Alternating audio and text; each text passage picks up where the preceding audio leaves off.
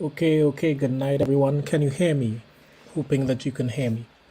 So, I am going to read through, hopefully, as best as I can, the sworn statement given to the Commission of Inquiry, submitted to the Commission of Inquiry by KAZIM Ali Sr., who is the Managing Director of LMCS.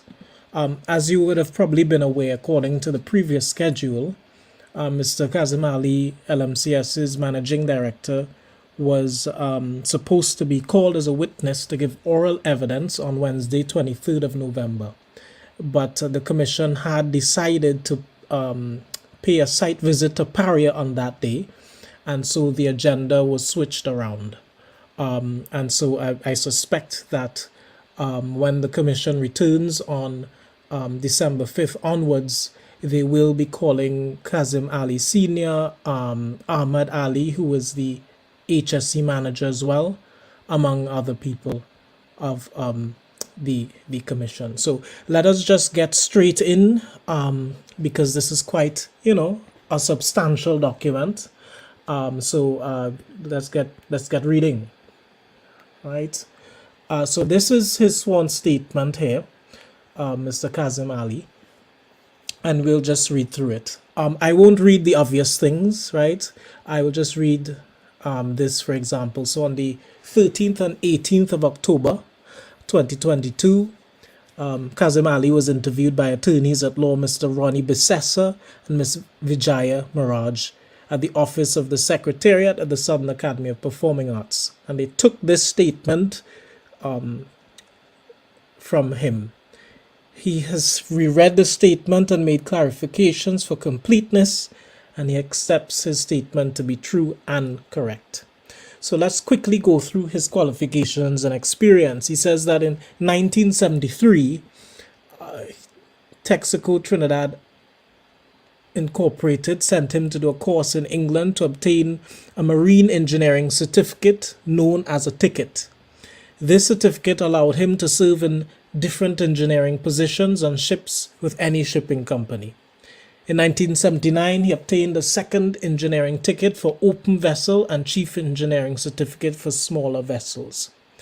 In 1979, he served as a second engineer in England for Bell Shipping Containers. Between 1975 and 1980, he served in various positions on ships, mainly tankers around the world. Then he came back to Trinidad in 1981 and started working at Texaco in Brighton, Labrie. He was the senior supervisor in charge of marine maintenance and maintenance of drilling equipment. Copies of his qualifications will be attached and marked KA12. Since 1981, he's been involved in projects which include subsea maintenance works. He says, I left Texaco, which later became Trintoc in 1991, and started working as a project engineer with different marine contractors, including Caribbean Seaworks Limited, Trin Salvage Limited, Caridoc, and he was the director in a company known as Janin Caribbean Limited. With Janin, he was in charge of rebuilding the port in Nevis around 1998. In 2000, he went on his own and established LMCS. From 2000 to the present day, LMCS has done about 90% of the marine work in Pointe-à-Pierre. This includes the rebuilding and maintenance of a number of berths at Pointe-à-Pierre. The rebuilding included replacement and repairs of pipelines. Purpose of berths, number 11. There are currently 8 berths. Berth 4 has been demolished and berth 7 is not in use. 12. Berth 5 and 6 are connected via sea line 66 and 36 to the tank farm in Pointe-à-Pierre. The tank farm receives crude oil from the fields. Shift berths at number 6 to receive local crude oil for export from local oil fields via the tank farm, and the ships may refuel at berths 5 and 6 with bunker oil. This would also come from shore tanks. After the earthquake in August 2018, the loading facilities for transferring crude were damaged and the berths literally rendered useless. LMCS designed and installed 2 loading arms, which allowed resumption on receiving crude oil to shutdown of Petrotrin and sale of crude by Paria. At the time of the project, as far as I'm aware, Sea Line 36 was not in operation between berths 5 and 6, as it was leaking subsea underwater at berth 6 and at berth 5. The pipe had deteriorated at the riser above water. It had been out of use for about 3 or 4 years. LMCS did a similar project involving the change out of a part of a pipeline riser. This was done in or about 2020 on Sea Line 36 between berth 5 and bent 80. We also did a similar job sometime in 2014 and 2015 at the riser at bent 80 on the same sea line. In relation to the 2020 job, the riser was leaking at berth number 5, approximately 10 feet below sea level. The job entailed finding solid pipe under the leak and replacing that section of the pipe. We went about 4 feet below the leak until we located good pipe and we replaced that section. A true copy of the method statement used for that job is attached at KA13. The method used in 2020 was similar to the method used in the 2021-2022 project. The difference was the configuration of the pipeline, because the 2020 project, the line along the seabed sloped from 20 feet at bent 80 on the main viaduct to 60 feet approximately at berth 5. The objective was the same for both jobs. LMCSs utilized the plugs as a migration barrier to stop hydrocarbon vapors entering the weld area. The mechanical barrier stopped hot molten material from compromising the inflatable plug. It was principally the same technique in both jobs. The scope of works requested by Paria. The scope of works exhibited to my principal witness statement at page 12 of the exhibits 315, including that LMCS would properly coordinate works with Paria operations, maintenance department, and HSE personnel to perform the activities including but not limited to isolation, de-isolation, depressurization, pressurization, and draining, filling product from Sea Line 66 at berth 6 and 5. I understood Paria in the scope of works at 315 to be requesting for the Sea Line 36 between berths 5 and 6 to be isolated, depressurized, that is, release any pressure in the line, and drained. And then when the job is completed, we would reconnect, open back up the valves, and the refill will with content. The addendum 14th May 2021 at page 46 to the exhibits of my principal witness statement also clarifies that this is what they wanted. It expressly stated that the contractor is responsible for the safe removal of the hydrocarbon content from the line and to ensure that the line is clear and dry before LMCS submitted its proposal. There was a site visit at Petrotrin. I attended on behalf of LMCS. Paria personnel took me and other contractors on a boat to berth 6. The boat went close to the riser and Paria personnel pointed out the riser. In considering Paria's scope of work and the above addendum, from experience with executing similar job scope, LMCS's proposed removal of only sufficient liquids to install the plugs. This was specifically to prevent movement of the plug downwards via our method statements. LMCS did not think that the complete removal of line content was the safest method of work execution. Tender. LMCS's proposal consisted of a method statement as well as a risk assessment. I prepared the method statement.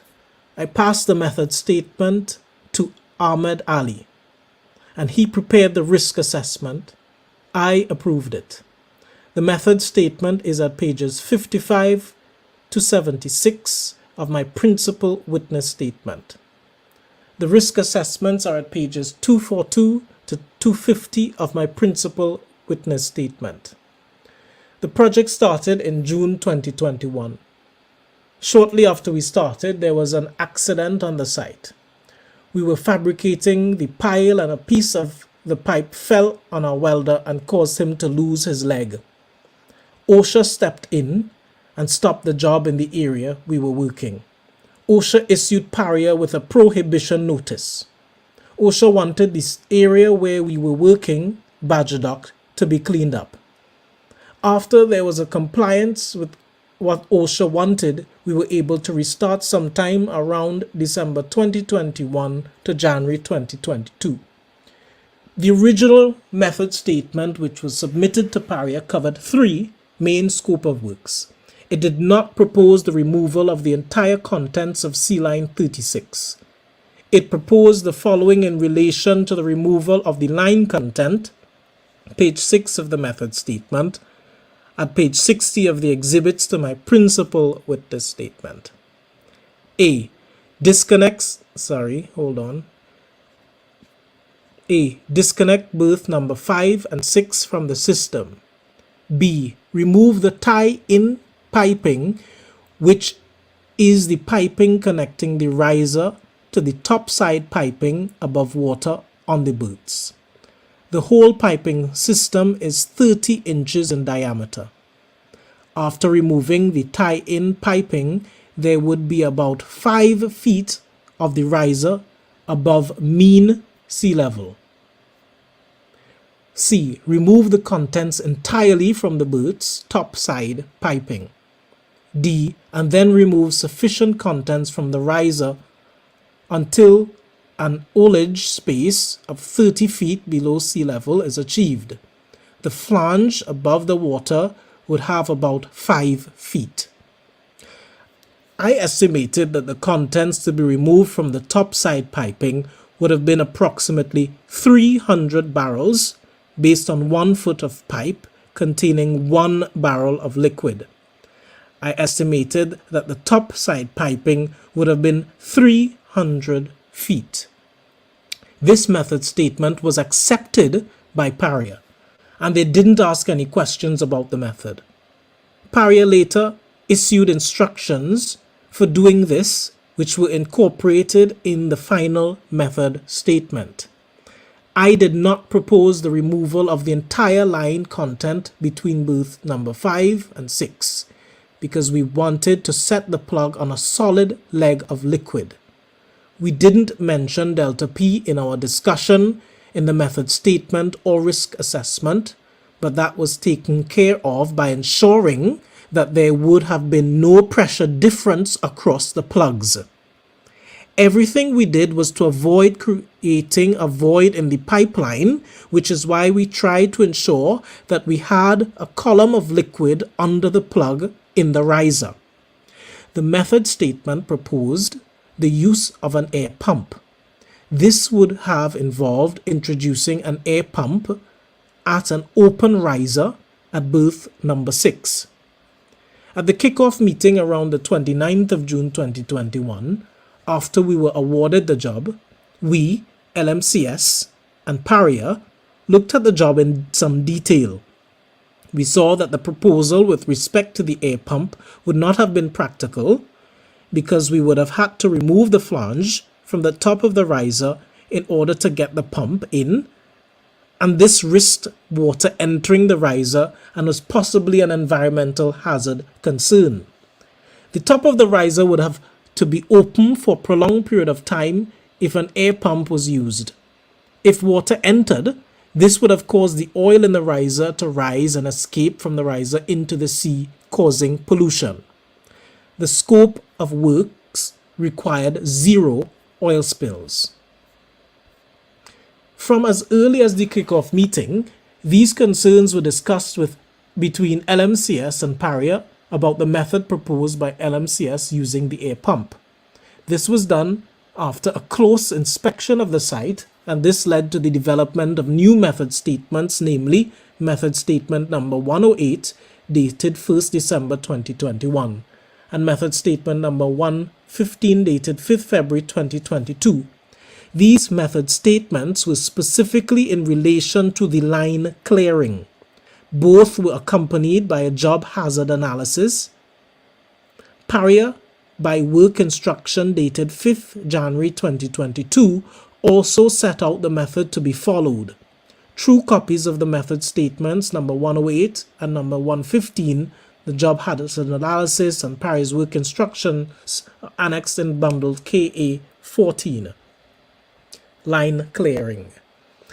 The method of line clearing in the method statement and Paria's instruction for the use of air blowing instead of an air pump was to be done in two phases. The first phase was the removal of contents of the top side piping. This was done by blowing air from berth 5 into sea line 66. We intermittently monitored this process from a stub between sea level and the flange until the piping was clear. Once the top side piping was cleared of content, the tie-in piping between the top side piping and the riser was removed at berth 6. The second phase was the creation of a 30-foot ullage in the riser at berth 6. This would have also created a 30-foot ullage in the riser at berth 5. The intention was also to blow the contents into sea line 66 until 30 feet ullage was achieved at berth 6. There were numerous oral discussions with Paria's Mr. Terence Rampasad Singh, where I indicated to him that I was not clearing the pipeline between number 5 and 6, but only creating 30 feet space to set the plug. I was of the impression that Paria understood that this was the method. We never changed the original objective of getting that 30-foot ullage. The statement at number 108 for the removal of the entire contents of the above sea level piping at number 27 showed that if there was no product at the bleed, then we would know that the above sea level piping is already empty. This shows that the intention was to drain the pipes above. The method statement number 115 for the removal of part of the content of the riser at number 35 stated that LMCS would monitor oil level in the riser through the inspection port periodically. If we were going to blow the whole line out, we would not be monitoring the level. I did not think from the work instruction that Paria wanted me to clear the entire sea line 36. Paria did not do their own risk assessments for the clearing of the lines, but had oversight and final approval of all method statements and JHAs. Dexter was in charge of the line clearing, and I was present for the important days of the line clearing process. This would be the setting up, the removal of the tie-in section, and when LMCS removed part of the contents from the riser to achieve a 30-foot ullage. Normally, I would have been on the site whenever lifting was being executed. The removal of contents from the riser to achieve a 30-foot ullage was done in one day in a few hours. I hadn't seen the permit to work for this part of the job. I was not present for the toolbox meeting for this job. I joined LMCS's crew later. When we opened the top of the riser at berth 6, the ullage was about 4 feet. We disconnected the hose which was going to sea line 66 and connected the slop barge. The method of air blowing directly into the sea line 66 to achieve the 30 feet ullage in the riser was not effective, so we decided to transfer the contents directly to the slop barge. The hose was put into the slop barge. We then opened the air back on berth 5. When the barge was full, we would depressurize the line, and once the line settled, we would open the port and measure the ullage in the line. We blew, introduction of air pressure, bled off the air pressure in the line, and measured a few times until 30 feet ullage was achieved. The measuring was done at berth 6 riser. We didn't measure the volume removed, but we got an indication by the number of barges which were filled. The slop barge was filled 2.5 times. One slop barge has a capacity of 25 barrels. Therefore, we would have removed approximately 60 barrels.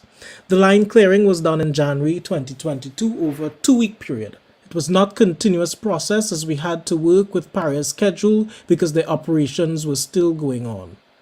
Also, there were delays because some Paria personnel did not come on time so that permits to work could not be issued in a timely manner.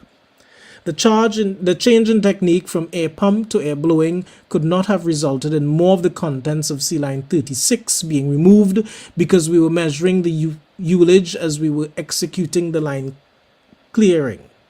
Everything being equal, I knew that once there was liquid in the riser directly under the plug, then the horizontal section of the pipe should have been full, and the riser at berth 5 would have a ullage equivalent to that at the riser at berth 6.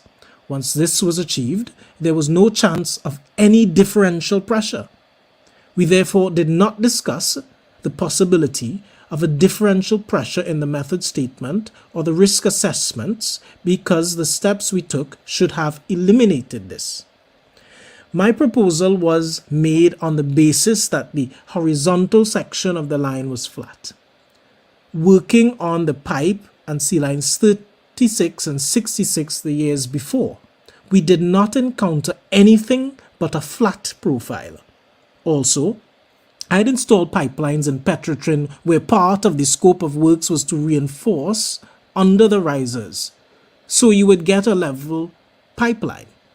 Petrotrin drawings for the risers at berth 5 and 6, which supported our belief of a flat horizontal section, is here to attached and marked KA15.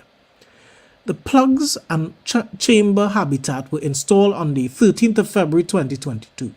The line clearing would have been completed before then. The total volume removed from the riser into the barge was approximately 60 barrels, based on the capacity of the slop barge. I cannot say how much was removed from the topside piping. This side straight into sea line 66 and Paria's system. Paria would have been able to measure this. The contents were mainly hydrocarbons. It was thick. What was in the slop barge would have been removed by Paria's contractor into their vacuum trucks and then into their waste system. We brought the filled slop barge to offshore services dock. The method used to take out the 30 barrels from the riser was air injection at berth 5. The air compressor was used with pipe fitting. Air is introduced in the pipe, which would push the oil. I was present for most of these works. I was in charge of the operation when we put the plug in on the 13th of February 2022, with Dexter being the supervisor. The team that was involved in the line clearing included Dexter Guerra, KAZIM Ali Jr., Faisal Kurban, Rishi Nagasa, and Yusuf Henry. The same dive crew apart from Christopher as he was ill at the time.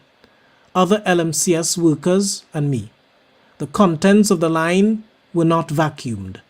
Air was introduced into the line at berth 5 to displace the contents. We would have seen the presence of displacement at berth 6. We assumed it was the result of the air that was introduced at berth 5. Terence Rambasad Singh was the person who oversaw the project on behalf of Paria. There were daily meetings with LMCS through KAZIM Ali Jr. and Terence. We had about 4 formal meetings with other persons in Paria. LMCS through KAZIM Ali Jr. kept notes of the main meeting, but we didn't get minutes from Paria. We kept notes and actioned those notes. Those notes are lost to LMCS's having been on the barge the day of the incident. KAZIM Ali Jr., Dexter Guerra, Rudolph Gonzalez, Victor Dilpol, and Ahmed Ali have all had training on Paria's permit to work system. KAZIM Ali Jr. would have done his daily reports. As work progressed, On the evenings, Terence Rampersad Singh and KAZIM Ali Jr. discussed what was done for the day and updated the schedule and further discussed what would have to be done the next day. All these daily reports are in Paria's possession. KAZIM Ali Jr. kept them on site as part of the requirements. They would all be in a file with the documents. I don't know where his records are.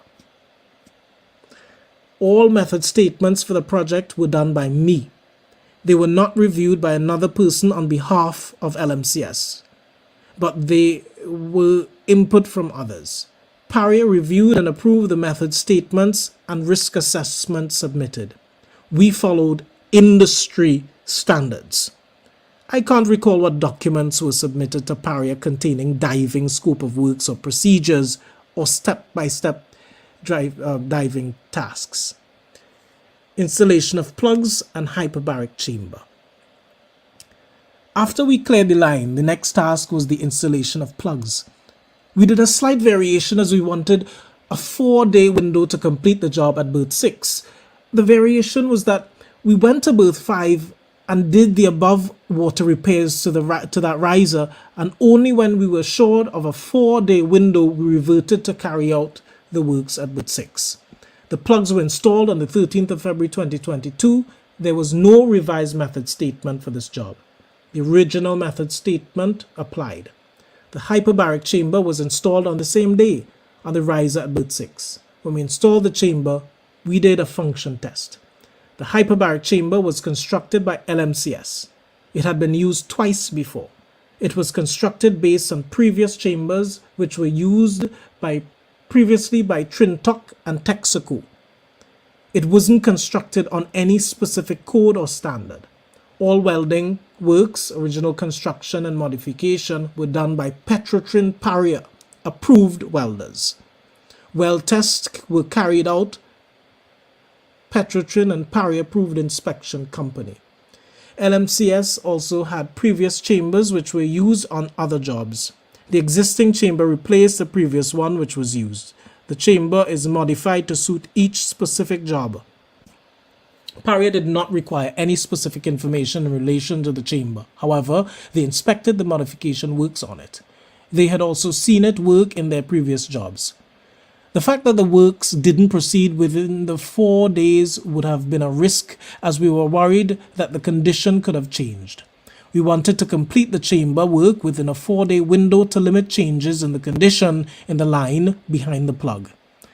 I was not targeting any particular condition, just conditions in general. When the chamber was blown down on the 25th of February 2022, nothing untoward was observed or reported. Meeting on the 14th of February 2022. Paria had requested a meeting on the Monday 14th February 2022. Terence Rampersad Singh was present in person, and there were also Paria personnel present virtually. There were persons from Paria's Safety and Operations. KAZIM Ali Jr., Ahmed Ali and I were there on behalf of LMCS. There were no formal notes or minutes from this meeting. Copies of method statements 116, which itemized the steps to the conclusion of the job, were distributed and discussed. No issues were raised by anyone. This document and the relevant JHA had been approved previously by Paria. We discussed what we were going to do to complete the job and the order in which we were going to complete it. At the time of this meeting, both plugs and the chamber were installed. Whilst this meeting was progressing, there was testing of the chamber by LMCS to ensure it was safe and functioning. At the time, it was discussed that LMCS was going to do the following to complete the job: mobilize the site, get permits from Paria. After getting permits, have a toolbox talk. Do the testing of the equipment such as crane, compressor, welding plants, dive equipment, and chamber. Once tested and satisfactory, we would blow down the chamber.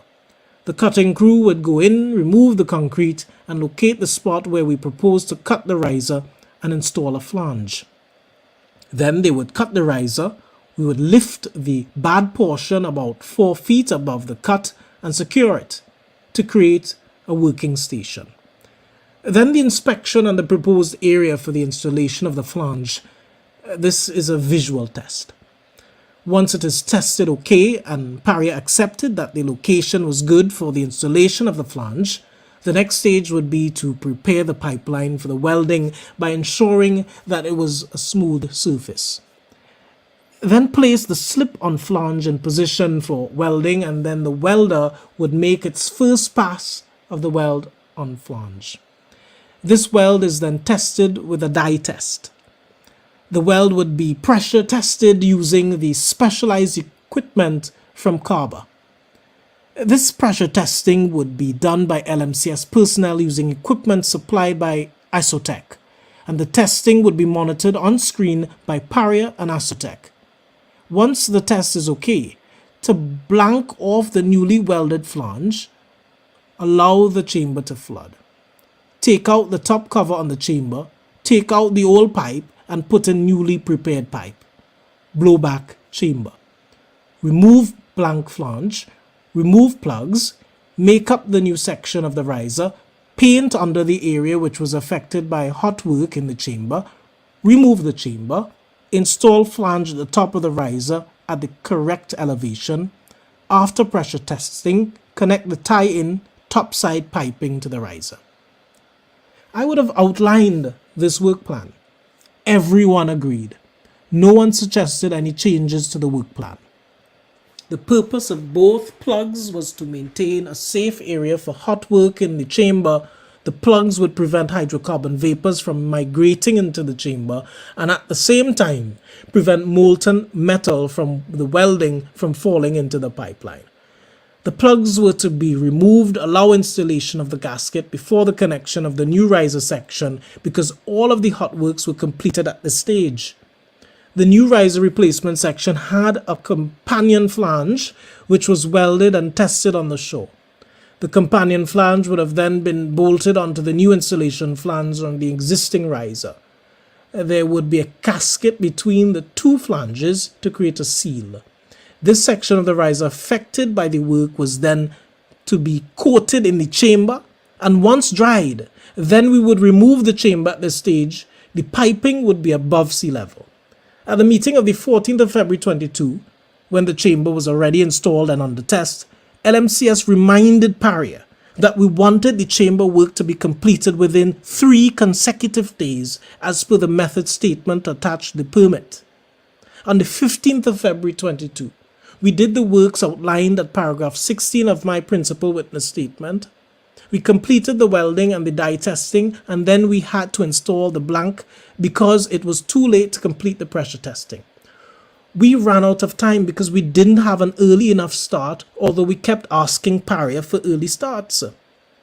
In my experience, the job must be done in accordance with the approved method statement. The revised method statement 116 expands on the original method submitted with the ITB. It is more fleshed out.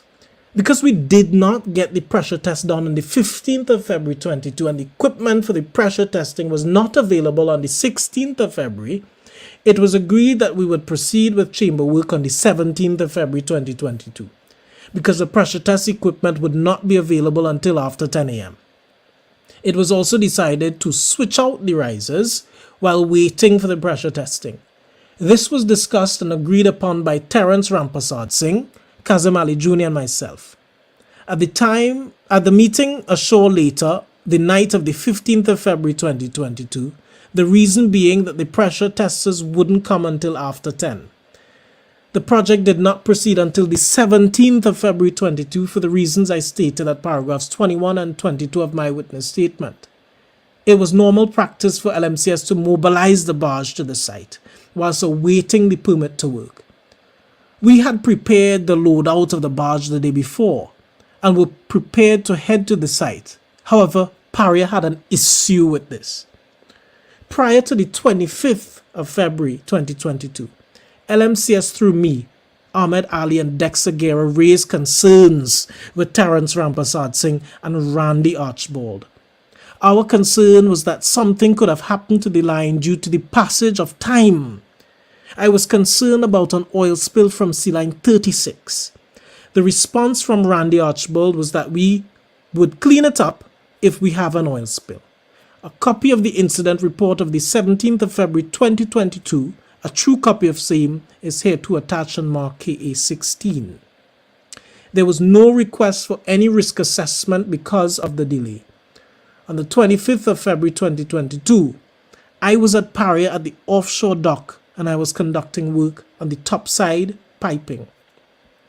Permit to works together with the method statement would have everything listed that you are to do. If it is there, you do it.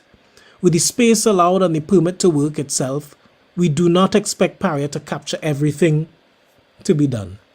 Method statement 116, which contained modifications requested by Paria and then approved by Paria since 4th January 2022, would have been the method statement attached to the permit to work. This contains the method, which would have been discussed with Paria. The permit to work has limited space, so it doesn't list everything. This is why the method statement and the JHA are attached to the permit to work and become integrated with the permit to work. A copy of the email thread and method statements 116 are here to attached and marked KA17. At the toolbox meeting, the men would have discussed what they had to do. I was not present. In similar jobs, there are no requirements for confined space certificates. Paria had no discussions requiring one. Matthew Gonzalez signed the permit to work for the job at berth number 6 at Paria's shipping office. Matthew is a supervisor, but he was not involved in the welding or the chamber work. Matthew is authorized to sign permits to work in Paria. At the toolbox meeting, the men would discuss the tasks and the sequence. The men would usually also break out in smaller groups to discuss specific tasks. Paria had representatives at berth 6 monitoring the works being done in the chamber. They were monitoring the works via live video. They also had safety personnel present. Scotty, Paria's representative, and Andrew Farah, LMCS, were monitoring the works via live video feed. Terence Rampasad Singh, Houston Marjad Singh, and Rajiv Mangali of Paria were present. Any Paria person there had the authority to stop the work. In fact, LMCS would stop work and investigate on advice from anyone, Paria, LMC, or other contracted personnel. I would have also previously gone through the method with Faisal Kurban. He was the most senior diver on the team. Kaz Jr. would have been familiar with both the method statement and JHA, having been present with Ahmed and myself at all meetings with Paria when both documents were discussed on the 14th and the 24th of February. Around lunchtime on the 25th of February 2022, I received a call from someone from Paria. I can't recall exactly who it was. Normally it would be Terence. The person told me the pressure test could not be done, and he was informing me that a decision had already been made by Paria to forego the pressure test and continue with the job. I was only being informed of what had been decided and what was being done. I was not asked for any risk assessment or any documents in relation to this change. There was no issue with the pressure testing at berth 5. The incident. Dexter Guerra called me and told me that they could not find anybody in the chamber. I told him to send out the boat for me. The boat was already on the way to the shore. As soon as it arrived, it went back out. When I reached out there, I met Andrew Farah and Dexter Guerra on the barge. I went straight to Andrew and Dexter. Andrew told me that he and Scotty were monitoring the men in the chamber via video. They had already removed the mechanical plug and were in the process of removing the inflatable plug when there was a gush of water in the chamber. Andrew told me he had gone and taken a look in the chamber. In fact, Andrew went in twice into the chamber by the time I reached.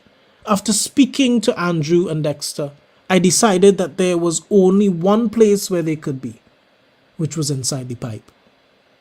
Andrew had already done some searching of the surrounding area by the time I had reached. We assumed that they had 5 bottles of air with them. And the worst case is that they were all dead, but best case was that they had a bottle and were alive, in which case we had about an hour to look for them and get them out. This was about the time they would have had with the air from each dive tank. If any died, the survivors would have more time. My discussion with Andrew and Dexter took place in the presence of several Paria personnel, including a safety officer, I believe to be Dobson, who brought a chair and offered it to me, which I appreciated. We made a simple plan. Andrew would go in the pipeline feet first. Dexter would stay at the top of the pipeline in the chamber. Andrew would go in the rope, which Dexter would pay out. We had a dive bottle with a spare regulator, and Andrew would go with his feet first because the pipe would be too narrow to turn around in. Andrew would go down, locate the men, attach the rope to one of them, give him the air if needed, and bring him out, and repeat until all were brought out. Given the signal, Dexter would take up slack on the rope. Andrew would come up, guiding the rescued man out. Upon reaching the vertical flotation, would assist up to the top. Whilst we were discussing the rescue plan, I am aware that there were also Paria persons listening. We had scuba gear, tanks, and rope. We had plenty of rope available. We also had our LMCS umbilical connected to a dive tank on top. We also had underwater torchlights. Dexter and Andrew were going to immediately implement this plan. I left to get more resources, equipment, and divers. We had more men on the barge to assist. Before I left, Andrew had also called some more divers that he worked with at Point Lisas. And whilst I was there, Nicholas Kurban, a diver, also arrived. He also called his brother Michael and other divers who had worked with me previously. They were getting ready to implement the plan, but they were stopped by Paria from doing anything. I was told this sometime after 3:30 p.m. by Dexter Guerra. They were told they couldn't do anything by a Paria supervisor. I believe they were informed of this by Visham Haricharan. Sometime between 3 p.m. and 4 p.m., I received a call from Colin Piper asking me to come to the shipping office. I told him I couldn't make it and I was busy sourcing resources and notifying the families. I told him we were going to do a rescue. He didn't say why he wanted me to come. He didn't ask for any details of the plan, and I did not give him any. He did not object to the rescue, nor did he agree. I can't remember if I got the call from Dexter first or Mr. Piper. I had difficulty in notifying the family. Rishi Nagasa's contact was his mother, and she was in hospital. I was trying to get more people to the barge, like divers, able persons to help pull the rope. After 4 p.m., Dexter Guerra told me again that he was informed that absolutely no one was to go in the water. At this stage, I started to make my way back. I went to Jamie, wife of KAZIM Ali Jr.'s house. Whilst I was still there, we got the message that LMCS workers were hearing noises in the chamber. Dexter told me that Paria didn't want a rescue, but he was informing me that he had dispatched the men. They got Christopher out. I think it was about 5 p.m. and we got the message that the men were alive in the pipe. I was estimating these time frames. I was not aware that Michael Kurban dived in the pipe. Dexter told me that they said that nobody was going back into the water. I made my way back to Pointe-à-Pierre, but I couldn't go out to the berth as the boat was being used in the rescue efforts. Whilst I was at offshore docks, I was informed by Dexter that there were reports of knocking at berth 5. I told Dexter to respond to the knocking to let the men know we are aware that we are signaling. At this stage, it would have been after 6 p.m. I called Mr. Piper and Mustaq Mohammed. I don't know who I spoke to first. I requested that we bolt the riser extension in order to do two things. One was to remove the chamber in order to more easily access the pipeline, and the other was to be able to open the riser at berth 5. Mustak agreed. He said we should go ahead and make up the riser. Dexter, however, informed me that Catherine Balkisoon, who was at berth 6, said that nobody told her about this. I assumed that they never relayed this to her. I called back Mustak Mohammed and told him that you gave me the okay, but his people at the site were not informed, and we were not allowing Dexter and the men to do the work. It was not until 9 a.m. that the message was relayed. At this stage, the LMCS workers were still hearing knocking. Nobody at Paria asked LMCS for any documents for the riser extension to be bolted, and eventually when the permission was given, it was by word of mouth. I had gotten a call to arrange a decompression chamber by Christopher. I cannot recall from whom. I left the offshore docks and I was on the phone trying to organize a chamber. Randy Archibald also called me and said that I had to organize the chamber. I had the choice of getting one from Labre, and I was told there was one on one of the dive boats. This turned out to be a waste of time, as the one on the dive boat was not functioning. I was also trying to get on to Christopher most of the evening. He did not have his phone. When I got on to him, he reassured me that everyone was alive. I asked him which way they were facing. He told me they were all facing the right direction toward berth 6. He couldn't tell me how far they were in the pipe.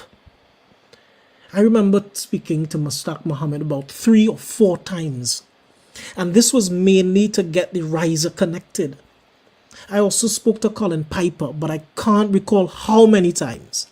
I didn't speak to them about the rescue plan on Friday, and they didn't ask for any details.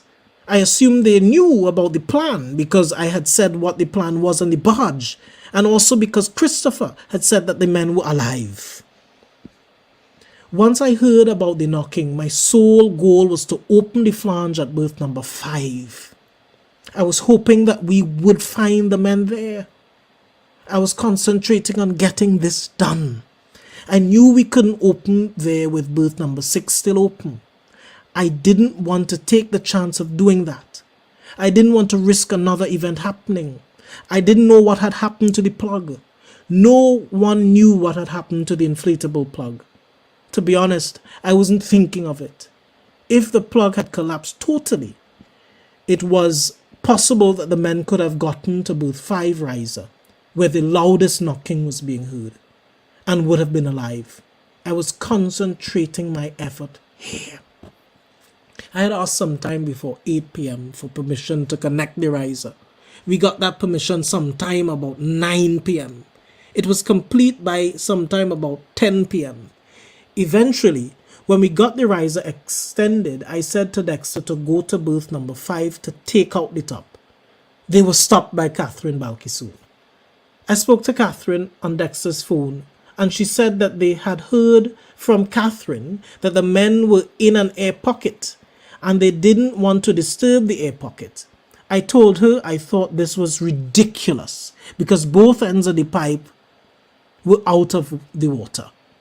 She said they were waiting and they had sent for a camera to see what was happening. I said to her, these men were in an air pocket. What do you want to investigate? Them dying? She insisted they were going to wait. She said it would only be a few minutes for the cameras to come. I was continuously in contact with Dexter.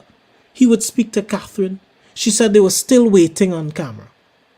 I had been told a few hours before Dexter that Catherine said that the Coast Guard was taking over the operation. She later repeated that to me. I thought they were going to perform the rescue. This was before we heard reports of knocking. I was subsequently informed by Dexter that the Coast Guard were there but not doing anything.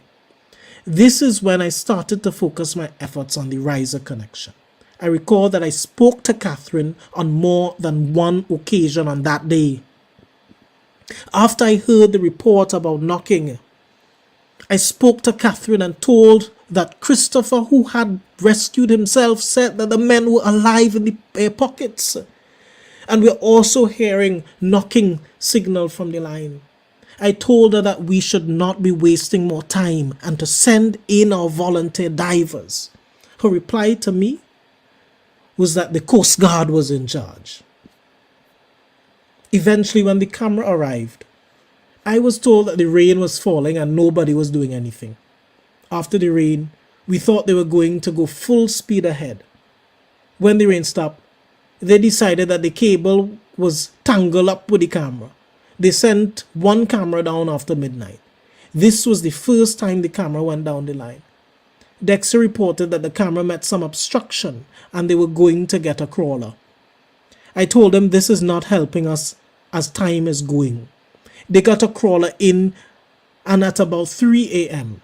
And after we got the okay to open the flange, LMCS workers opened the flange and my feedback was that they didn't see the men.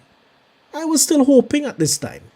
Nobody from Paria asked me to join the incident command or to send someone from LMCS to join the incident command. I was not aware that on Friday there were a team of persons sitting together from Paria making any plan. We weighed up the situation straight away when the accident occurred. We knew they were not outside the chamber, but that they were in the pipe. We also knew that when they were not coming out, so we needed to go in and get them. Paria had persons on the barge, and I didn't see this as something that had to be discussed in the office. I spoke with both Piper and Mustaq several times on the phone on that day, but they did not request my presence at any gathering meeting. Ahmed had told me there did not seem to be much happening in the shipping building which he passed through on his way to the barge. In any event, Christopher came out on his own and said the men, they were alive and all our efforts should be on saving the men. I informed Mr. Piper and Mr. Mustaq Mohammed about the knocking, and this is why I asked for the works to be done. That is, the riser to be extended at berth number 6 and for the flange to be removed from berth 5. On Friday night, I also went to look for Christopher in the hospital, but I didn't get to see him. He didn't have his phone. I spoke to the doctor and she told me that they weren't letting anyone see him. I spoke to him. This is when he told me that everyone was alive and facing the correct direction. He called me during the night a few times between midnight and 4 a.m. because he told me he needed a decompression chamber. He told me that he was discharging himself. I understood from Christopher that the hospital advised him that he would have to discharge himself to be able to go for decompression. Between these conversations, I started to arrange for the decompression chamber and transportation to get Christopher. I spoke to Dr. Coombs on Saturday morning. He said that Christopher needed the decompression chamber. Before that, Dr. Coombs did not want to talk to Christopher. I spoke to Dr. Coombs and told him I, LMCS, would take up the bill. I was also trying to obtain the decompression chamber because the other men would have needed it more than Christopher because of how long they were in the pipe. In the end, I spoke to Hull Services and they had a chamber if it was needed. The arrangement was that if Christopher or anybody else needed it, I made the arrangement. I got the impression that no one else from Paria reached out to the families. I was not able to contact Rishi or Yusuf's family. Mr. Piper on Friday asked me whether I had reached out to them. I told them yes, except for Rishi and Yusuf's families. I also gave Mr. Piper the contact information I had for them. I think this was early Saturday, 26 February 2022. Around 4 a.m. I was told by my people at the barge that they had opened the flange at berth number 5 and there was nobody in there. One of them told me that there was liquid but low down on berth 5 riser. This is when I realized that the plug was still intact in the line, so I knew we had to concentrate at berth number 6. After I realized that the plug was more likely intact, I spoke to Andrew and spoke to Conan. He suggested that we fill the riser at berth number 5 with the same amount of water at berth number 6 to prevent the movement of the plug. The original rescue plan was further modified so that the riser at berth 5 would be filled. Conan would be the rescue diver and he would enter the riser with the surface supply air. After getting nowhere with Paria over the phone on the rescue, I went to meet with Paria to find out what was their intention and to discuss what we should do in person. At this stage, I believe all the volunteers had gone home and said, if you want us, call us. I arrived at the gate at around 7 a.m. There was no access as the security would not let me in. The security told me that they had instructions not to let LMCS persons in. Eventually, I was permitted in the compound when security got on to management. By this time, families had gathered in the car park. I didn't get in until after 9 a.m. I went to the shipping office. I don't recall seeing anyone downstairs, so I went upstairs to where I know Mr. Piper's office is. I told him I wanted to discuss the rescue plans for the men. He took me to another office to discuss the plan with Catherine. I discussed mostly with Catherine. I think Paul Yearwood, Michael Way and Rajiv Mangali walked in and walked out of the meeting. The first thing that Catherine said to me was that she didn't think it was safe to send divers into the pipeline. She said that Paria had a plan. They were going to pump out the line and send in confirmed space experts to take the men out. At this stage, I assume we were still taking rescue as no one was talking recovery. I went to talk rescue. I said that I saw the pumps and they can't pump out the line, and second of all, you are not going to get anyone to go in 60 feet into a dry pipe and get the men out. I practically just finished saying this when she got a call that nobody was willing to go down in the dry pipeline. I then said, let's discuss my plan. I told her that I figured that the plug in the line was still intact. She seemed amenable to the plan, but said she would have to run it by Mustaq Mohammed. She left the room and came back and told me that Mustaq was in a meeting. She also told me that one of the plans was to cut the pipe and take the men out of there. I told her that was total madness because the moment you cut the pipe, you kill everyone. It would take time and you wouldn't know where they should cut. I also told her it would take weeks to get the pipe as it was buried. I waited in the conference room for Mustaq to arrive. My brother Imtiaz also joined us. Other persons were in and out. I ran through the whole plan again with Mustaq. He said he should like to speak to the diver himself, Conan, who was the diver, was in Sangre Grande. It was late in the afternoon, about 4 or 5 p.m. By this time, I was losing hope that these men would still be alive, but I felt that we owed it to them to try. Mustaq mentioned a few things to try and discourage me. He said that the camera showed the things were jammed up in there. He told me that they were discussing with other persons to cut the pipe. I said to him, let's have a look.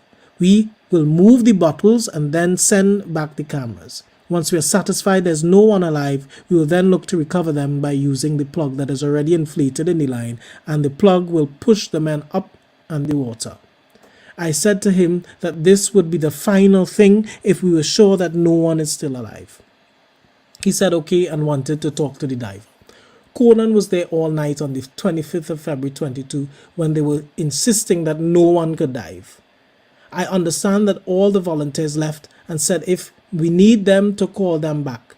I told him that Conan is in Sangre Grande and would come if called. Mustaq told me to have Conan come in the morning. I knew the chamber still needed to be moved, so I did not object. The chamber was in fact moved at around 3 a.m. on Sunday morning so that Conan could have accessed the sea line 36 from berth 6. We arranged to meet the next morning. I arranged for Conan to come at 6 a.m. No request was made for anything in writing at this point. It seemed to me that they wanted to talk to the diver to satisfy themselves he could do the dive. I told him at this stage I did not have much hope that the men were alive, but we still needed to give them a chance. I told him, let's go in there, take the bottles out and send the cameras in, and if we are satisfied they were dead, then we can recover the bodies.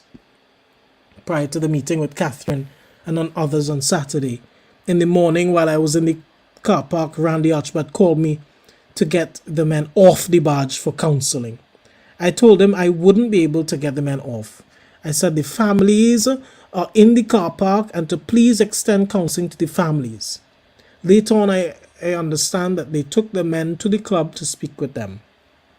At the meeting with Mustaq, I told him that families wanted to speak with Paria. Mustaq asked if I could accompany him to the families. I told him that the families were all in the car park and the only one who is not in the car park is my daughter-in-law. I told him I could arrange for him to see her. I told Mustaq I wouldn't arrange for him to see the other families because he could do that himself. They were in the car park. He did not want to go through the car park because the union was there with the families. He used a different exit to avoid the families. On the said Saturday, 26 February 2022, after this meeting, we went in different vehicles to my daughter-in-law. He came with his security, the person who was supposed to be doing the counseling, and Paria's communications officer. I can't remember the name of the man doing the counseling. I left him with my daughter-in-law, and I didn't know what was the conversation involved as I was on the phone at my daughter-in-law's home with Dexter about the removal of the chamber. Paria had finally agreed around midday to allow us to take off the chamber. They said a permit would be written up and sent to us. Rajiv was supposed to write the permit. I was checking with Dexter and told him that the permit should be there because Mustaq said it would be there since midday. Until the chamber and a lifting bar on the top of the riser was removed, we could not do the rescue from the top of the riser at berth 6. This needed to be done in order for Conan to do a rescue. I had to push for this to be done. I was unaware at this stage that he had told my daughter-in-law that the operation was moving to a recovery. All I saw was that everyone was annoyed and there was loud shouting. I became aware of this on a later date. At this stage, I realized that they were doing nothing more than delaying. They were acting with no urgency. I had to call Mr. Piper to follow up for the meeting the next morning. I called him on more than one occasion to see if they were ready for the meeting. They called back and said they were ready around 10 a.m. We went around 10 a.m. Conan did most of the talking, telling them about his experience. He showed them his CV. His dad assured them that it was safe and he would be the topside man. This was pure volunteering by Conan. He did not want to be paid. He said he could do it and he was a diver. At this stage, they showed the footage of the bottle in the line and said that the bottle was jammed around 200 feet in the line. Conan said there would be no problem to move it. We told them that we suspected these were empty bottles floating and couldn't see how it could be jammed. So after we talked, they said they wanted some proposal in writing. We did ask them to send us the footage. The plan being proposed was a rescue plan. I told them the divers may be dead, but we still wanted a rescue plan. To my mind, until I proved they were not alive, this would be a rescue. The persons for Paria present were Mustaq Mohammed, Colin Piper, Paul Yearwood, and a lady from Heritage. No one raised any doubts or concerns about the plan with the exceptions of the bottles which were answered. We emailed the written plan specifically dealing with the removal of bottles at around 2:19 p.m. in order to send in the cameras. Before we emailed it, we were in contact with Mr. Paul Yearwood as he was supposed to send us the footage, even though he said he would send it, which we never received. As the time was going, we sent the email. We had a second meeting on the Sunday after 2:30 p.m. after the documents we submitted. The same LMCS persons from the morning were there. And then we had Mustaq, Mr. Yearwood, Mr. Piper, and Navissa Joseph. She was also there in the morning. There were other persons who were on the conference phone call, including a Coast Guard officer, a diver from OTSL, as well as heritage persons. Conan and I presented. I remember plainly the guy from OTSL, Mr. Fuentes, had a concern with the apparel. The divers were using wetsuits and his concern was radiation in the product of the line and that the suit wouldn't give sufficient protection as he was proposing the use of a dry suit. I answered him that a dry suit would cause its own problem. When you have a dry suit, it floats you and you would have to wear more weights. Paul Yearwood said he didn't think there would be much radiation there as it was not crude oil. I was about to point out to them that the above plug was in pure air. So when the plug moved, it moved like a pig, and the plug would push everything in front of it, and it cleared and pushed the oil away. The liquid in the line where the men were was 99.9% water. I didn't get a chance to make this point. The Coast Guard officer said this is not safe. He didn't say why. No one, with the exception of Mr. Fuentes, had any concern about radiation in the line or raised any concerns about the safety of the plant. Mustak then said they were looking at a recovery. At this stage, I said that we did not agree with this. I said that for the slightest chance that anyone is alive, they deserve a chance to be saved. They ignored this completely. I got the impression that they made up their mind long before. Looking back, when I saw on the whiteboard at the shipping building that Paria's safety person had said at 3:48 p.m. that the chance of survival was slim, they had made up their minds. They had made their minds up. No one at the meeting told us why they considered the rescue plan was dangerous. I mentioned to Catherine on Saturday about the Thai boys from the cave who were rescued. Paria was aware of the rescue plan from the 25th of February 2022. I don't think Paria intended a rescue. Paria was aware on the 25th of February of the rescue plan.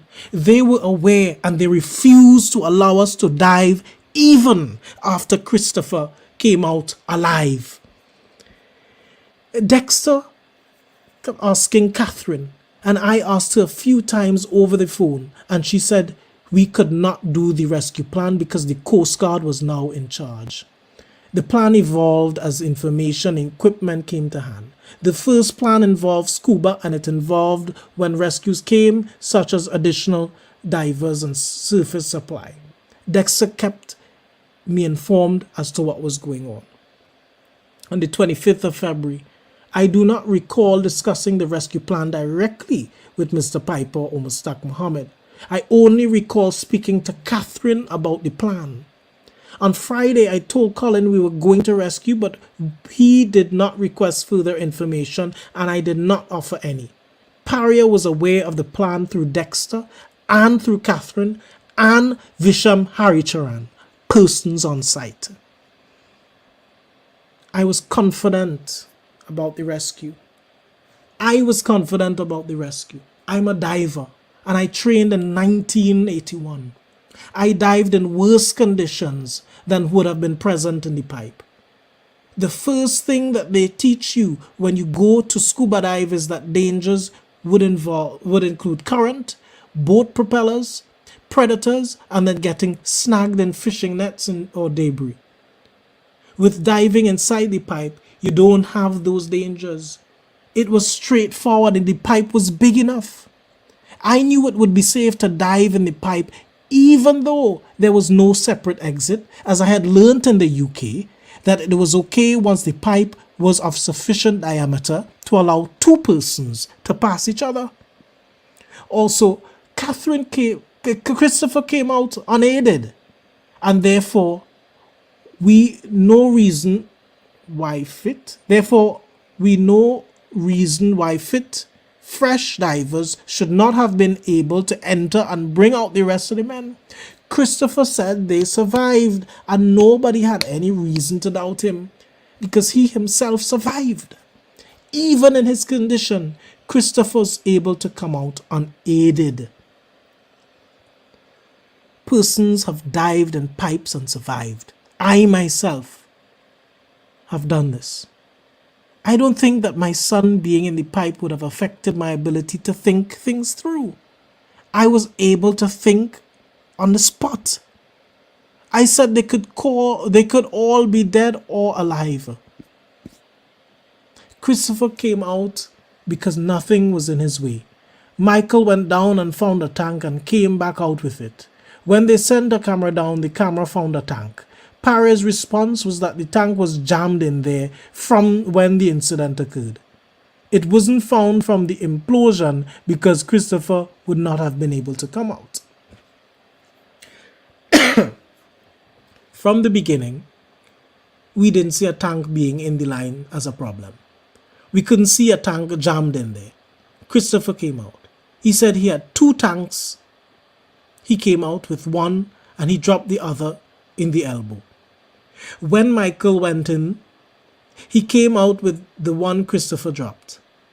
When the camera went in, a tank was seen. My theory is that Faizi reached that far with the tank and ran out of air and ditched it, and then went back to the air pocket. There were 5 tanks in total in the pipe. We recovered 2 tanks on the 25th of February 2022. We got the remaining 3 tanks with the bodies of the boys. The undertaker gave 3 tanks with the regulators back to me, and they were all empty. Even on camera footage, which I viewed with Paria, there was 1 tank and it was floating. If the tank was full, it would lie down flat on the bottom of the pipe.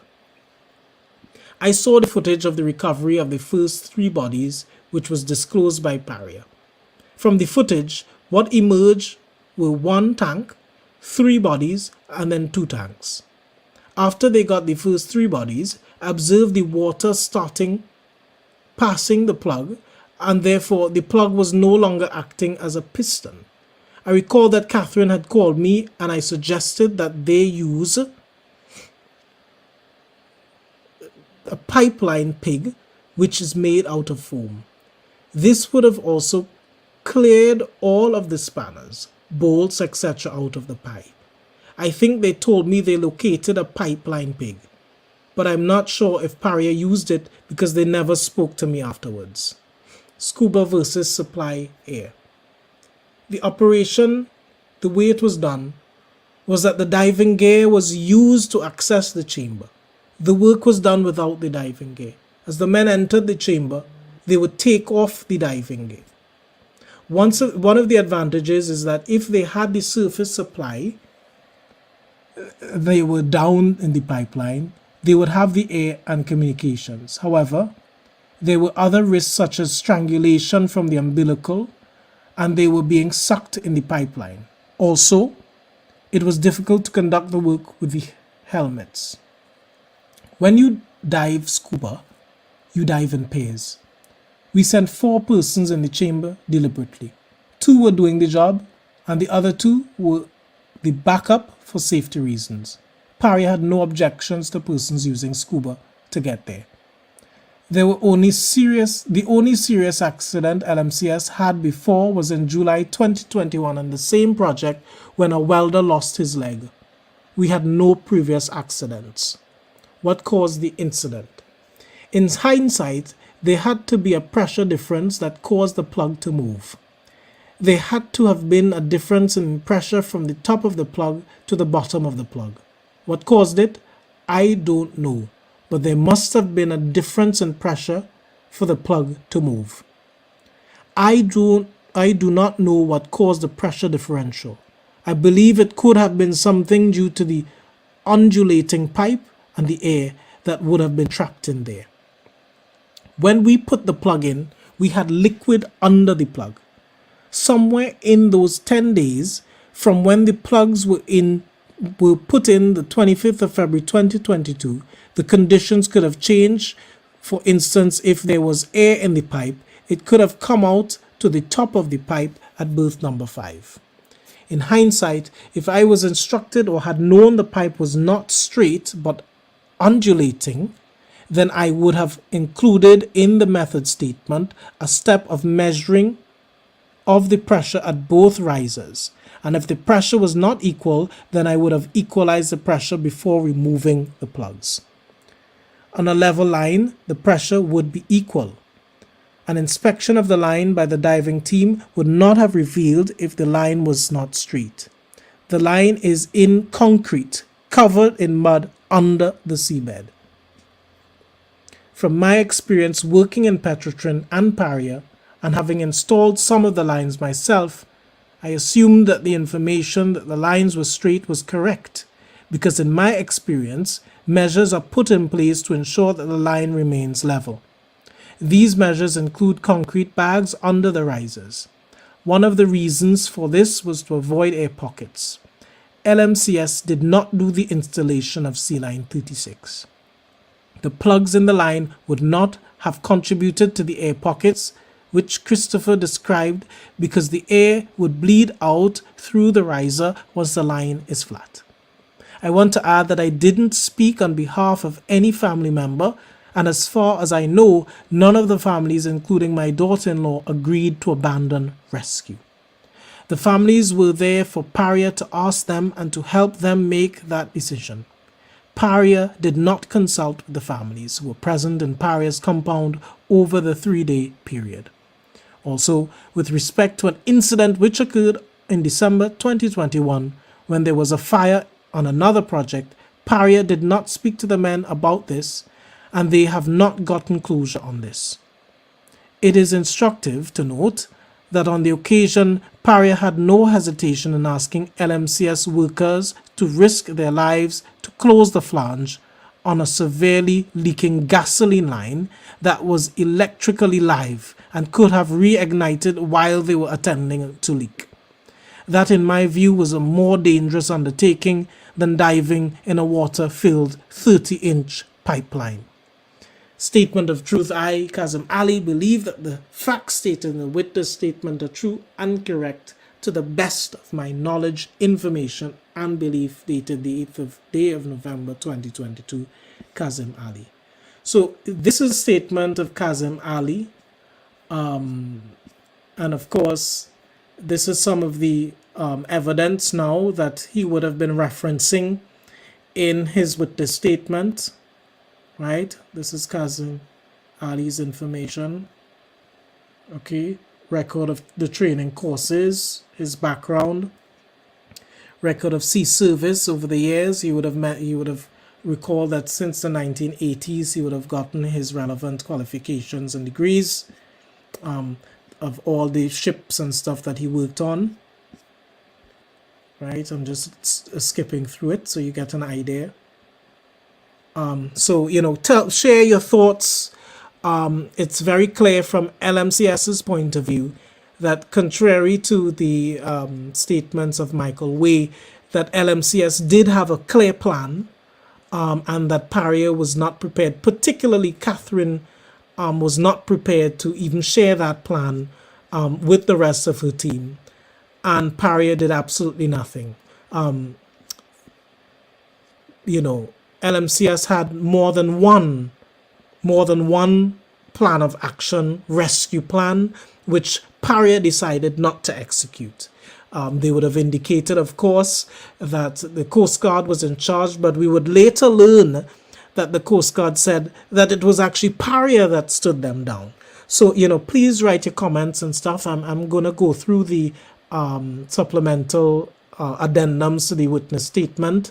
This, of course, was mentioned by KAZIM Ali Senior. So this is his KA13 documents. Okay. And of course, this is some of the other information which he had referenced in the statement. Right. I'm not going to go through this because I, went through pains, of course, to read through that witness statement in full.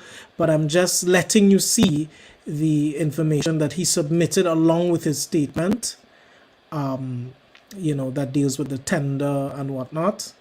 But I'm more interested really in having a conversation with you guys. So let's see some of the comments here. So some of the comments I'm seeing, let me quickly. Okay, so yeah, so as you can see here, I'm just going to explain it. LMCS was not really informed that the line had any curvatures or anything like that. According to his statement, they thought the line was straight. The reason they can't really see how the line is because the line is actually under concrete, under the seabed, right? So they can't actually see the positioning of the line because it's under concrete. So they could see at the top and they assumed that the line was straight. But of course, nobody from Paria or anybody really explained that stuff to them, right? So they made a plan, did a method statement, which of course Paria would have approved, when in fact they should have ensured that, people had a clear sighting of all the visuals and whatnot, right? So I'm not any technical person or whatever, but I'm just simply going through the information that has been submitted, including the method statement mentioned by KAZIM Ali. But of course, when the Commission of Inquiry returns and KAZIM Ali takes up the witness stand, we would be able to go into more detail as to what all of the evidence that he submitted means. But I think his statement was very clear and completely rubbishes the notion that LMCS did not have a rescue plan. In fact, LMCS was begging Paria to execute their rescue plan and laying their fears as the specialists that, Michael Way had spoken about, how LMC was the specialist. Well, here you have the specialist telling you our rescue plan does not have the kind of risk that you are saying it has, so let us execute that plan. So, if we take Michael Way's suggestion that it was LMCS's responsibility to come up with a plan and risk assessment and so on, well, they did their own stuff, but they also said that Paria didn't do any risk assessments at all and relied exclusively on their getting the job done. So why then didn't you allow them, Catherine in particular, to get the rescue done? And so this is what is very concerning to me, right? Okay. Well, I'm going to, I'm just skipping through this evidence. Let me start reading some people's comments. Hold on a second. Stop this stream and let's look at comments. Okay, so someone says, okay, some of you guys' comments are, yes, Venus says, but Way said Paria did an excellent job. Can you imagine saying something like that when these men lost their lives? And that level of arrogance is quite shocking. Level of arrogance was quite shocking. People are very upset with Catherine's failure to deal with this stuff.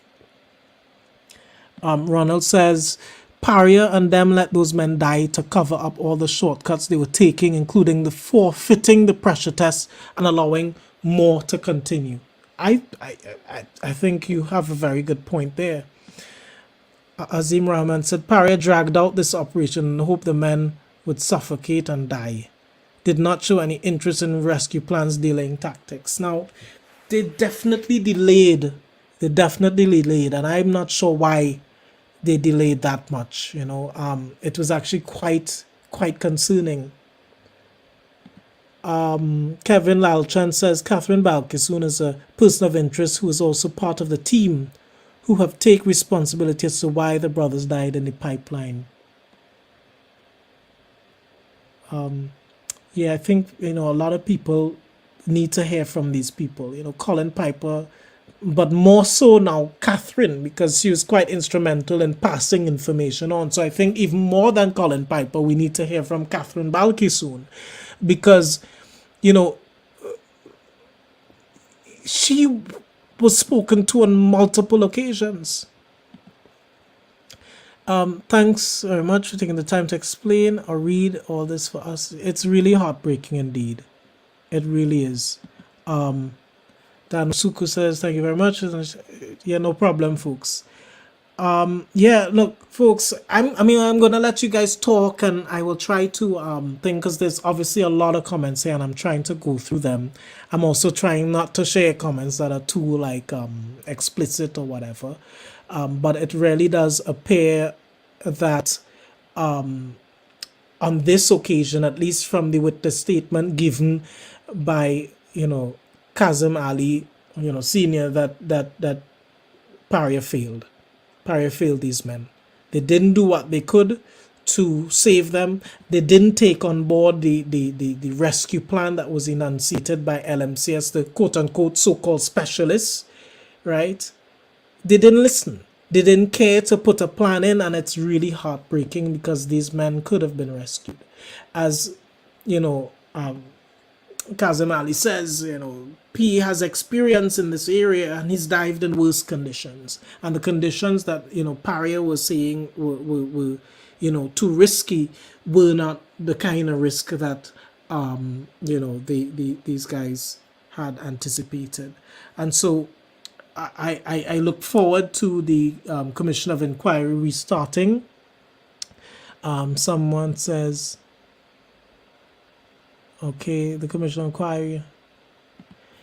The Commission of Inquiry on the 24th, Michael, we admitted that LMCS were the experts and evidence proved that Paria blocked LMCS from engaging in a rescue plan. They tried to blame it on the Coast Guard and evidence shows that this was a lie. Well, in fact, the Coast Guard even came out and said that they were stopped from Paria and they were told to leave. Well, of course, we know that the Coast Guard didn't have the technical training, expertise, or even the equipment.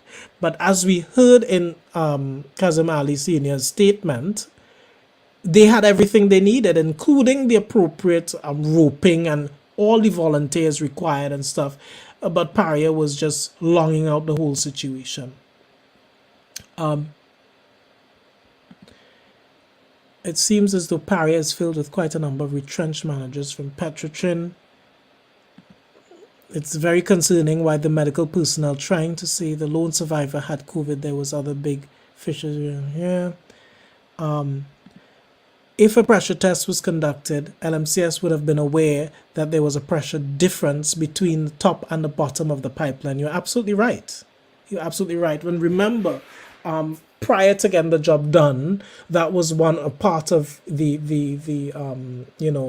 expectation that would be done by one of the other contractors, by Paria, right? And so, LMCS, assuming that these things were done, carried out the works. But as you saw, even in the works carried out, LMCS had to remind Paria that they didn't want there to be too much of a significant delay because they wanted to do the works within a 3-day period. But as you saw, Paria kept longing it out, and LMCS had to, urge them to not delay any further because the conditions could change drastically, and that could be quite risky. And this much was, expressed to Paria on multiple occasions, as you heard in the witness statement. Under OSHA Act, Paria is liable for the ultimate safety of any job. Jill says no one came to even try to gather information from the family if there was any other diver out there. Let's see. Taking into consideration the type of environment these men were working in, time to respond was very important, and I believe panic and inexperience and the lack of communication delayed the rescue of these men, incompetent people in high places with no value for the lives of its employees. Saving these men was never at the forefront of on behalf of Paria to cover. Let's see. Plenty comments are coming in. I'm trying my best to highlight them, right? I wish at the end of all of this, criminal charges are brought against these people. We would have to pay millions more taxpayers' money to the victims' families, and rightfully so, but I want these murderers jailed too. Let them feel a bit of what those men felt. Well, they would never feel a bit of what those men felt alive, because those men were left for dead, unfortunately. Let's see. From the audio, all except one diver appeared to have substantial chance of surviving. Well, I know in the audio we clearly hear that one of them broke their leg, right? And that was quite a chilling audio to listen to. A guy needing urgent medical attention. Why putting him in a risky position with a dying COVID patient? Nicholas and Michael were pleading to go in to save their father, and Coast Guard say they will be shot. Well, I didn't hear KAZIM Ali Jr. mention anything about shooting, right? Maybe someone else heard that, and maybe in their witness testimony that would come out. But in the witness testimony that I read, KAZIM Ali Sr. didn't mention anything about anybody being threatened to be shot. But what he did say was that the Coast Guard were basically stood down by Paria, and they were not letting anybody come into the to do the rescue. Vanessa says, I agree with Ronald. They did not expect anyone to make it out of that pipeline. Christopher Boudouin coming out was unexpected. Ronald gave a Villafana says, I truly believe the delay had to do with Paria officials realizing at the point of the incident that they were at fault. I also believe Catherine relayed the information. However, Piper, being the highest authority, kept the information and decided to let the story of what happened die with those men. They didn't expect Boudouin to live, and furthermore, they thought whatever countermeasures they took would make their version of events more credible than Boudouin's. Everything points to them. I wish I could read the rest of your comment, but I can't see what you said, unfortunately. So I can only assume. I was in the Pointe-a-Pitre car park talking to the diver employed by LMCS, and the diver said the Coast Guard pointed guns at them. Okay, well, if you were there and you heard that from first-hand accounts, I cannot discount or disprove that, right? So thank you for sharing that. A garden hose could have saved them. Air is all that was needed in the pipe. So folks, I mean, thank you for sharing and for listening. I hope, reading through, KAZIM Ali Senior's, witness statement that he submitted to the Commission of Inquiry was helpful. Because I know that he was scheduled to speak on the Wednesday, but of course the Commission of Inquiry had gone to the site then. The commission doesn't return until the 5th of December, but perhaps in another live I can go through some of the other witness statements and, to give another angle of what other people would have experienced.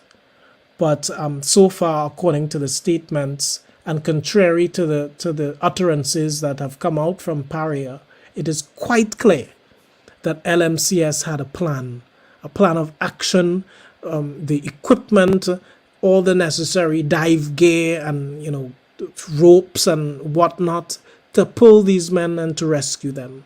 And so Paria must now answer, why did they fail to implement this plan? What risk assessment were they relying on, since they never provided any evidence or documentation or even replied to any of these people, right? What risk assessment were they talking about? Which they ultimately decided to not rescue these men. Now, in a lot of the utterances from the employees of Paria, they blame LMCS for not coming up with a cogent plan, but as we saw, LMCS had a plan. And they were ready and able to get it done, right? And according to KAZIM Ali Senior's, statement, he made it very clear that he had experience even diving in worse conditions in the UK, right? He's specifically trained for that.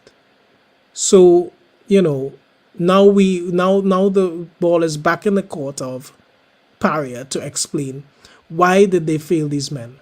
And at the end of all of this, when all of the information is obtained and all of the facts are gathered, I think we need to be seeing some criminal charges and some jail time, quite frankly, because this is a travesty of the highest proportion. So thank you, everyone, for listening.